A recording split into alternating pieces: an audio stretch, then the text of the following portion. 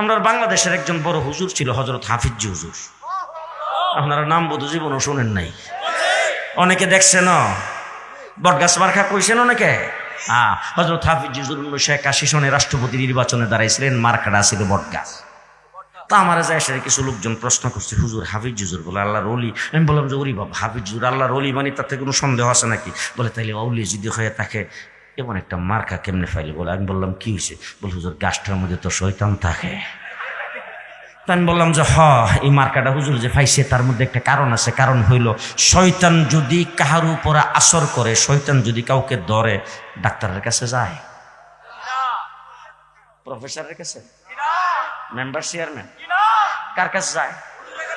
যে শয়তান যদি কাউকে ধরে, শয়তান যদি কাউকে আসর করে, হুজুরদের কাছে যায়, কারি সাহেবের কাছে যায়, হাফেজ সাহেবের কাছে যায়। বড় করে শুনে এখানে ভালো করে, ও আমার ভাইরা, আমি বললাম শোনো, হাফিজ হুজুর হইলে হুজুরদের মধ্যে সবচাইতে বড় হুজুর।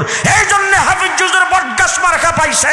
প্রেসিডেন্ট হইতে পারলে বাংলাদেশের কোন গাছে শয়তান থাকবে না, সব ভাঙতে শুরু করে।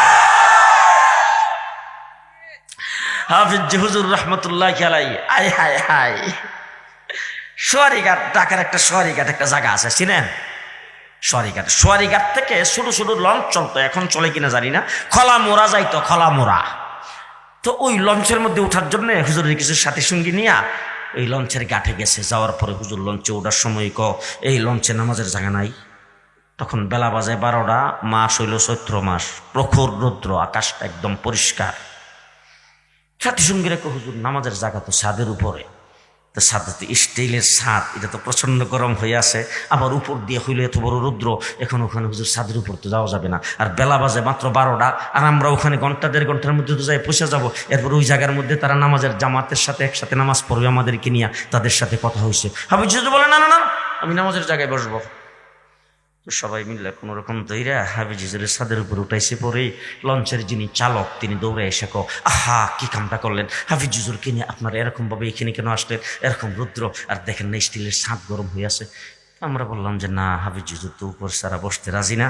তবে একটা মাদুল এনে দিল, মাদুলের মধ্যে নামাজের মশলা টসলা বিছাইয়া তারপরে এখানে কোনো রকম বসলো। যখন বসছে এই মুহূর্তে দেখি আকাশের একটা মেঘ, তো আকাশটা পরিষ্কার, মেঘ আইসা লঞ্চটারে ডাইখা দিছে। হাফিজ হুজুরের এক নাতিন জামাই ছিল, হাফেজ খালেদ। একবার উপরে দেখে আরেকবার নিচের দিকে তাকা। হাফিজ হুজুর তার দিকে নজর পড়ছে, কি দেখো? না না, একটা মেঘ আইসা খুব সুন্দর ছায়া দিছিল, বড় আরাম লাগছিল। লঞ্চটা চাললো, যে ছায়াটা যাইবো গাহিটা চিন্তা করতেছে। হাফিজ হুজুর ডাক দেখো, হ্যাঁ মেঘের কাম মেঘে করো, তোমার কাম তুমি করো, তেলাওয়াত করো, তেলাওয়াত করো। কথা কইছে। সোয়ারিঘাট থেকে লঞ্চটা ছাড়ছে, খলামোড়া পর্যন্ত গোটা রাস্তাটা মেঘমালাই লঞ্চটাকে ডাইখা রাখছে। খাতির কার লগে? কার সাথে খাতির?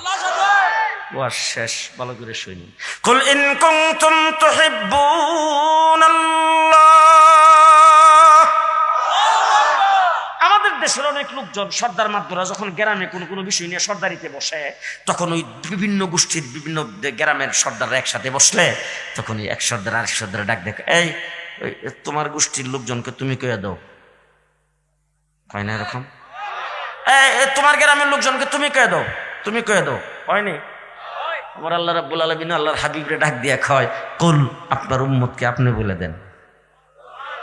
সুবহানাল্লাহ, আস্তে কয়েন, আস্তে। কুল ইন কুনতুম তুহিব্বুনাল্লাহ।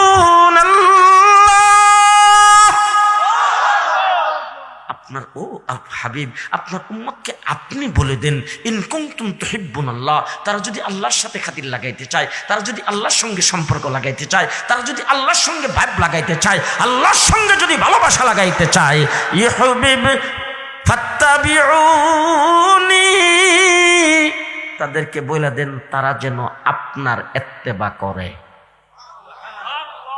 কার ইত্তেবা? শেষ ওয়াজ খালেদ সাইফুল্লাহ আইয়ুবী শেষ কথা আপনাদের সামনে যেটা বলে গেছে, মুহাম্মদুর রাসূলুল্লাহ সাল্লাল্লাহু আলাইহি ওয়াসাল্লামের সুন্নতের উপর আমল করা। আপনার মাথার মধ্যে চুল আছে না নাই? আছে। মাথার চুল কাটার সময় আপনি আর্জেন্টিনার ব্রাজিলকে দেখলে হবে না, আপনি মেসি, কাকা, রোনাল্ডো আর সালমান শাহকে দেখলে হবে না, আপনি ইহুদি খ্রিস্টানকে দেখলে হবে না, আপনি বিজাতীয় সংস্কৃতিকে দেখলে হবে না, বিজাতিদের কালচার কৃষ্টি আপনাকে গ্রহণ করা যাবে না। আপনাকে দেখতে হবে নবী কিভাবে মাথার চুল কাটছে। আপনার 3.5 হাত বডি আপনাকে সাজাইতে হবে পোশাক আশাক দিয়া। পোশাক আপনি পরতে হবে যেই পোশাক নবী পরছেন। হুজুর আকরাম সাল্লাল্লাহু আলাইহি সাল্লাম যেইভাবে হাঁটছেন আপনাকে হাঁটার সময় সেই চিন্তা করে হাঁটতে হবে। হুজুর যেইভাবে কথা বলছেন আপনাকে সেইভাবে কথা বলতে হবে। হুজুর আকরাম সাল্লাম যেইভাবে খাইছেন আপনাকে সেইভাবে খাইতে হবে। হুজুর যেইভাবে ঘুমাইছেন আপনাকে সেইভাবে ঘুমাইতে হবে। 3.5 হাত বডির থেকে আপনার সারা দিনের 24 ঘন্টা কার্যক্রম, আপনার পরিবার, আপনার দোকান, আপনার ব্যবসা, আপনার কর্মচারী, আপনার অধীনস্থ সমস্ত মানুষগুলোকে আল্লাহর নবীর আদর্শে আপনাকে আদর্শবান হতে হবে। তাবিউনি, মুহাম্মদুর রাসূলুল্লাহ সাল্লাল্লাহু আলাইহি সাল্লামের ইত্তেবা করার জন্য আমার আল্লাহ পাক রাসূলকে বলতেছেন, বলে দেন আপনার ইত্তেবা করতে। তারা তাদেরকে বলেন আপনার ইত্তেবা করতে। ও আমার ভাইরা, পরিষ্কার ভাষায় বলতে চাই, সাহাবায়ে কেরাম সোয়া লক্ষ সাহাবায়ে কেরামের ভিতরে একজন সাহাবী বের করে দেখান 31st নাইট পালন করেছেন। কথা আসতে বলবেন না। একজন সাহাবী বের করে দেখান যেই সাহাবী মানে বৎসরের প্রথম মানে কোনো দিন পালন করেছেন। দেখান নববর্ষ পালন করেছেন এমন একজন সাহাবী দেখান। জি, তাহলে পরিষ্কার ভাষায় বলতে চাই, পহেলা বৈশাখ পালন করা, জানুয়ারি মাসের 1ম তারিখ, ইংরেজি মাসের 1ম তারিখ মানে পয়লা জানুয়ারি পালন করা, এইগুলি হলো বিজাতিদের সংস্কৃতি। 31st নাইট পালন করা বিজাতিদের, ইহুদি খ্রিস্টানের হিন্দুয়ানি সংস্কৃতি। এইটা যে মুসলমানেরা করবে, মান তাশাব্বাহা বিকওমিন ফাহুয়া মিনহুম, তাদের হাসর হবে হিন্দু, বুদ্ধ, খ্রিস্টানদের সাথে। কি বুঝাইতে পারলাম?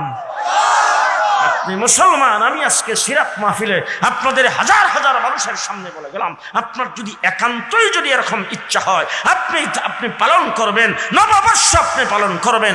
আসেন আজকে রাত্রে মসজিদে যাই, মসজিদের মধ্যে যাই, নামাজের মুসল্লায় যাই, আল্লাহ পাকের দরবারে দোয়া করি, আল্লাহ গত একটা বছর গেল তোমার ইবাদত ঠিক মতো করতে পারি নাই, তোমাকে ঠিক মতন ডাকতে পারি নাই, তোমার হুকুম ঠিক মতন পালন করতে পারি নাই, তোমার হাবিবের সুন্নত ঠিক মতন পালন করতে পারি নাই। আল্লাহ তওবা করতেছি, মেহেরবানি করে মাফ করে দাও। আগামীকাল থেকে যে বৎসর আসতেছে আল্লাহ, সেই বৎসরে ওয়াদা করলাম তোমার হুকুম পালন করব, তোমার হাবিবের তরিকা পালন করব।